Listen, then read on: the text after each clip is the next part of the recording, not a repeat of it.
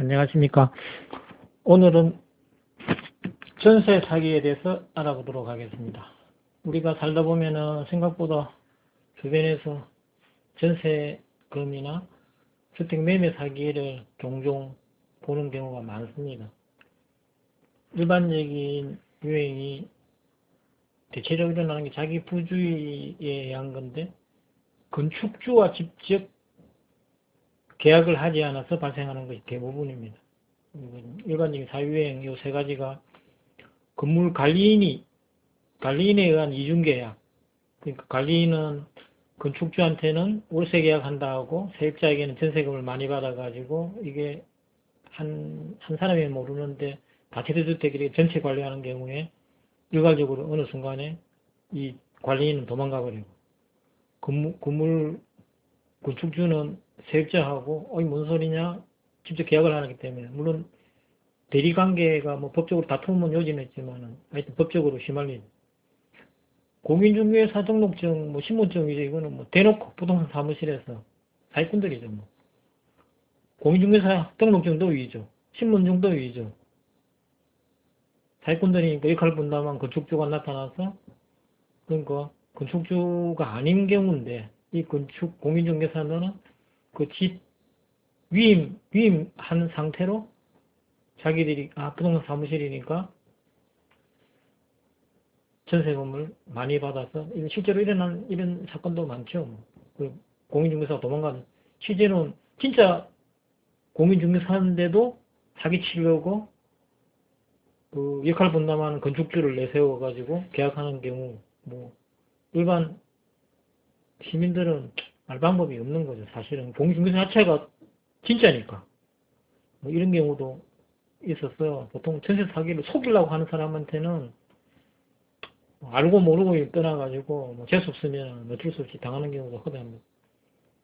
세 번째는 월세로 건축주하고 직접 계약한 사기꾼이 전세금은 작게 월세는 많이 이렇게 계약을 해놓고 자기가 전전세에 놓는 거죠. 그러니까 들어오는 사람한테는 자기 전세금보다 월등하게 많은 전세금을 요구해서 자기가 위임받았다는 이런 식으로 해가지고 이 세입자가 본인 건축주 확인 없이 세입자 전세계약서 가짜놔또 한 개 만들어가지고 금액은 크고 똑같은 조건으로 할 경우에는 어쩔 수가 없죠. 그래서 이런 경우에 전세금을 떼이는 경우, 이런 경우는 원체 많으니까 주변 사람들이 이야기도 많이 듣고 서로 다 내용을 대충 알고 있어가지고 기본적인 요거를 오늘 설명하려고 하는 것이 아니고 다른 두 가지를 오늘 중점적으로 설명할 건데, 요거는 지금 보편적으로 잘 뉴스에도 가끔 한 번씩 나오기는 나오지만은 일반 사람들이 전혀 잘 모르는 내용. 그래서 첫 번째는 두 가지 중에 첫 번째가 건저당권. 건저당권이 돈 빌려주고 개인이 건저당권을 설정할 수도 있고, 보편적으로 은행에서 돈을 빌릴 때 건저당권을 설정하고, 그 다음에 이 세입자, 전세 사는 사람의 세입자 우선 변제권, 요 두 관계를 잘 몰라가지고 사기 아닌 사기당, 사기꾼들이 하려면은 이게 지금 상식적으로 조금만 지식이 있으면은 이렇게 안 당하는데, 실제로 뉴스에도 가끔 이렇게 한 번씩 납니다. 그래서 일단 내가 요 예제를 한번 만드는 거를 한번 읽어볼게요. A씨, 즉 매도자가 사기당한 사람인데, 매도자가 아파트 시세 하락 이런 게 추세라 아파트를 빨리 팔고 싶은 마음에 그 아파트를 시세가 20억에 부동산 매물로 내놓습니다. 그 부동산 사무실 내놓으니까 이 사기꾼 B씨가 이 내용을 알고 접근을 해서 자기는 1년이나 1년 후에 이쪽 지역에 입주를 하기로 원하는데, 그렇다고 당장 새가 나갈 것도 아니고, A씨 당신이 다른 지역으로 꼭 이사를 가야 되는 것이 아니면은 2년 전세 계약 조건으로 전세 보통 시세보다는 조금 싸게, 그래서 이제 이게 12억으로 하고, 당신이 2년 동안에 집을 못 팔고 이게 집값이 올라갈 수도 있고 내려갈 수도 있고 여러 가지 문제는 있지만, 일단 조금 올라가는 거를 감안해서 내가 22억에 이 집을 사고 당신이 12억에 전세 2년 계약을 하는 조건으로 내가 일부 대출을 또 받아가지고 당일날에 내가 잔금을 지급하는 걸로. 그러니까 22억 매매하고 10억 지급하고 전세는 당신이 12억 하는 걸로 해서 2년 당신이 살고. 그래서 이제 이 A씨 입장에서는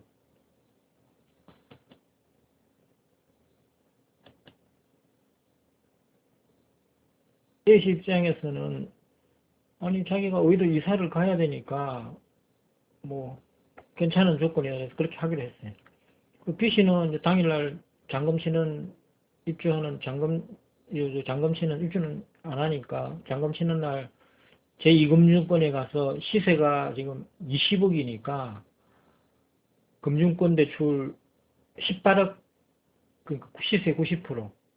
보통 은행은 시세 한 80%, 뭐 어떤 데는 70%, 뭐 그 이제 시기 따라 다르겠지만 어떤 간에 18억 대출을 받기로 하고 건재당권은 대출 금액의 120%, 21억 6천만 원을 설정해서 계약 당일날에 대출을 일으켰어요.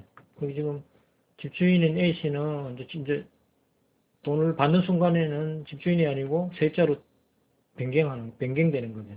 A씨는 전세금을 제외한 10억을 당일날 받았어요. 물론 A씨는 전세계약서를 작성하고 당일날에 전입신고는 뭐 기존적으로 되어 있으니까 이거는 뭐 기존 자기가 살던 주소니까 옮길 필요는 없으니까 뭐 이건 안 했죠. 전세계약서 확정일자를 당일날에 받았어요. 그래서 지금 이런 경우에 일반 사람이 이 내용을 법적으로 잘 모른다 하면은 A씨가 과연 무엇을 잘못한 걸까요? 그래서 지금 이 경우에 한 1년 지난 것도 아니고 바로 한 6개월 정도에 이 사기꾼은 결론적으로 돈 10원도 없이 은행에서 18억 대출 받아서 차액 10억 주시면 8억 들고 날란 거죠. 그래서 뭐 이자도 안 내고 있으니까 이 사람은 뭐 사기꾼이니까 당연하게 이 금융권에서는 경매 실행하겠죠. 뭐 한 6개월 지나서 이자도 안 들어오고 뭐 통보하고 연락처하고 막 법적 조차를 했으니까 이 같은 경우에는 지금 A씨가 뭘 잘못했는가 따지고 보면은 건재당권의 설정, 그러니까 법원에서 등기소에서 건재당권의 등기 일자의 효력이 발생하고 세입자 우선 변직하는 전세권은 확정일자 받는 이길 0시부터 효력을 발생하는 이 간단한 관계를 몰라가지고 결론적으로 자기가 이금융권은 1순위로 변하고 건재당권이 당일날에 똑같이 일어났지만은 이금융권은 건재당권 1순위, 2순위는 세입자 이렇게 된 거죠. 이것 같은 경우 황당하겠지만은 실제로 이런 일이 당하고 나면은 뭐 줄 수가 없어요. 법에 정해진 거니까. 그리고 다른 한 가지는 또 예를 들어 볼게요. 이거는 지금 건재당권 효력을 근본적으로 몰라가지고 뭐 아시는 분도 많겠지만은 실제 제가 아시는 분이 실제로 당했던 일이. 제가 한번 이 내용을 읽어볼게요. A씨가 직장 이동으로 급하게 이사를 하기로 하고 새로 옮기는 직장 근처에 뭐 입지 좋은 B씨의 더군다나 비어있는 아파트가 자기가 뭐 역세권이고 전세금도 적당하고 그래서 이사를 가기로 급한 마음 계약금까지 지우러 집으로 와서 그 다음날 이사할 주소는 이제 적어 왔으니 계약성에 등기등록을 확인하니까 선순위로 은행 건재당권이 설정되어 있어요. 그리고 이거는 전세권 설정이고 자기가 후순위니까 뭐 여기까지는 상식적으로 아는 내용이니까 이건 계약 파기해야 되고 B씨하고 연락해가지고 B씨한테 연락을 했더만 이거 취소해야 되겠다고 그럼 계약금 돌려달라고 했더만 B씨가 왜 그러냐 그러니까 선순위가 이렇게 설정이 은행에서 대출이 되어 있는데 이거 지금 어떻게 하겠느냐 이렇게 하니까 그거 지금 은행에 대출 얼마 이렇게 남아있는 이거 지금 전세금 받아가지고 이 전세금을 변제할 거니까 걱정하지 마시고 이사 들어오시라고. 그러니까 뭐, 자기가, 전세금 대출로 꺼져버리니까, 그러면은 뭐, 대출이 꺼지니까 자기가 이제 안전하다 생각한 거죠. 그래서 이제 A씨가 당일 이사 전입신고, 응? 하는 날, 은행에 같이 갔어요. 같이 가서 대출금 끄고, 자기는 계약서상에 뭐 이사하고 동사무소 가서 전입신고하고 확정일자까지 받아요. 그 A씨 또 지금 잘못됐어요. 그 뭘 잘못한 걸까 이게 따지고 보면은 결론적으로 말하면은 이 건저당권 효력이 어떻게 되는가 하면은 은행에서 보편적으로 우리가 대출을 일으키면은 담보를 제공하죠. 담보를 제공할 때 그 건저당권 설정을 대출 금액의 120% 내지 뭐 130% 보통 120% 하죠. 120% 설정을 하는데 그렇게 대출이 일어났는데 이 대출금은 건저당 설정하고 별개래 가지고 은행에서는 대출금을 일부 갚고 다시 일으키고 다시 갚고 그 건저당권 범위 내면은 은행에서는 다시 건저당을 새로 뭐 껐다가 이렇게 하지를 않고 건저당권은 뭐 계속 놔놓고 대출금 심지어는 다 갚았는데도 건저당권 놔놨다가 다시 일으키는 경우도 있어요. 그럼 이거는 실제로 보면은 자기가 대출금을 껐어요. 껐는데 실제로 건저당권을 말소를 하지 않았기 때문에 후에 이 지금 B씨가 사기꾼이 아니고 사업을 하다가 망할 수도 있거든요. 그러니까 이게 지금 뭐 이렇게 보면 사기 아닌 사기를 당하는 경우인데 자기가 살다가 9개월 후에 실제 사건 내가 아시는 분은 9개월 후에 아니 지금 은행에서 경매 진행하는 통보서가 날라오고 막상 또 경매가 진행되고 1년 만에 제3자가 들어와서 명도소송 한다고 집 비켜달라 하니까 꼼짝없이 그래서 이제 자기는 B씨한테 갔지만 B씨는 사업이 쫄딱 망해갖고 뭐 벌어서 갚아줄게요. 나도 방법이 없어. 이렇게 하니까 할 말이 없는 거죠. 실제로 이 B씨가 나쁜 놈이죠. 따지고 보면은. 근데 A씨가 이렇게 발생할 수 있다는 걸 몰랐기 때문에 어쩔 수 없이 사기 아닌 사기를 당하는 경우죠.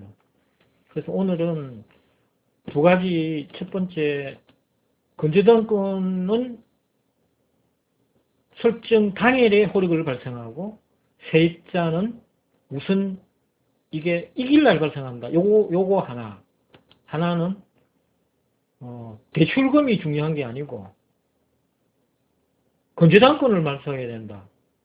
여기에 대해서 우리가 알아야 되겠고 요점 정리를 한다면은 전체적인 주택 사기 안 당하는 법으로 따져보면은 우리가 보통 이건 다 하죠. 뭐 계약 전에 주소지 물어보고 등기비 발급해서 소유자가 누군지 이건 뭐 거의 다 하니까.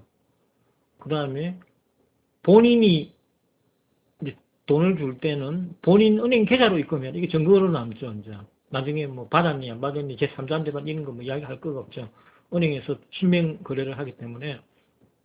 그 다음에 이제 보편적으로 이거 전세금 설정을 하지 않기 때문에 당일 전입신고하고 확정일을 받는 거 이거까지는 다 뭐 보편적으로 하죠. 그리고 아까 중에 두 번째 말한 거 자체가 선순위는 대출금액이 중요한 게 아니고 건저당권 말소하는 게 중요한 거고 또 지금 네 번째는 사실은 아까 전에 이야기한 두 번째는 전세계약서상의 입주 당일 건저당권을 설정 안 한다는 전세계약서상에 뭐 특약을 뭐 이렇게 적어 놓고 이렇게 해도 뭐 속으려는 놈한테는 뭐 이게 사실 의미도 없지만은 그래서 보편적으로 우리가 그 사기꾼들이 어떤 식으로 이야기를 하는가 하면은 전세금을 들어가는 마지막 날 서류상으로는 아침에 떼보니까 깨끗해요. 그래서 이사 옮기고 돈 주고 지났는데 경매가 날라와 보니까 당일날에 아까도 이야기한 건저당권이 설정돼 가지고 자기가 2순위로 변한 거. 그럼 사기꾼한테 당한 거죠. 그러니까 이제 가급적이면은 이게 지금 등기소 마감 시간이 보통 있는데 우리가 막 서류를 적어 가지고 개인이든 금융기관에서는 뭐 법무사 아저씨 보통 시키죠. 법무사 시키면은 그 등기소에다가 접수해서 아침에 문 열자마자 접수할 수도 있고 마감하는 시간에 접수도 할 수 있어요. 그래서 이 마감하는 시간 보통 뭐 3, 4시 넘는데 보통 뭐 4시도 될 수도 있고 여러 가지 될 수 있지만은 가급적이면은 전세금은 우리 이사를 가면은 뭐 아침에 갔다가 뭐 점심때 보통 주는 게 당연한데 가급적이면 돈 못 받았다 하고 오후 조금 늦게 주면은 이 지금 이 집주인이 그럴 일은 보편적으로 없겠지만 사기꾼이라 하면은 등기소 마감 시간이 촉박하도록 이렇게 하면은 접수가 안 되는 거죠. 그럼 그렇게 해서 이제 예방할 수는 있지만 사실 이거는 힘든 일이에요. 이 자체가 이게 특약을 적는 것도 당신 사기꾼이고 난 못 믿겠다고 적어달라는 거고 뭐 집주인이 진짜 사기꾼이면은 아예 기분 나빠서 모르겠다 이렇게 하겠지만은 사기꾼이 아니라도 이 나를 못 믿는 이렇게 하니까 현실적으로는 어려운 문제죠. 그러고 이제 중개업자 뭐 계약자 이거는 속이려 하면은 뭐 변호사도 다 가짜니까 지금 모든 것을 서로 위조범이니까 뭐 법을 안다고 해서 안단 건 아니죠. 일단 최소한 우리가 할 수 있는 거는 물론 중개업자가 아마 시청은 모르겠는데 구청 해갖고 이게 중개업자 그 신청 받는 조금 작은 데는 뭐 시에서도 하겠죠. 그래서 이제 공인중개업자를 관할하는 그 부서가 있을 거예요. 거기에서 가면은 그 사진도 확인할 수 있고 인적사항이라든지 이런 걸 확인할 수 있는 거죠. 보통 우리 중개사무실에 가면은 그 벽에다 붙여 놓잖아요. 그것을 확인해 가지고 하는 거고 뭐 근본적인 거는 하여튼 시세보다 싸게 놓으면 일단 조심해서 이런 내용을 미리미리 확인해서 사기는 안 당해야 되겠다. 오늘은 여기까지 제가 알고 있는 범위 내에서 두서없이 설명했습니다. 혹시 질문사항 있으면은 아래 이메일 창이나 뭐 주시면은 제가 아는 범위 내에서 설명드리도록 하겠습니다. 감사합니다.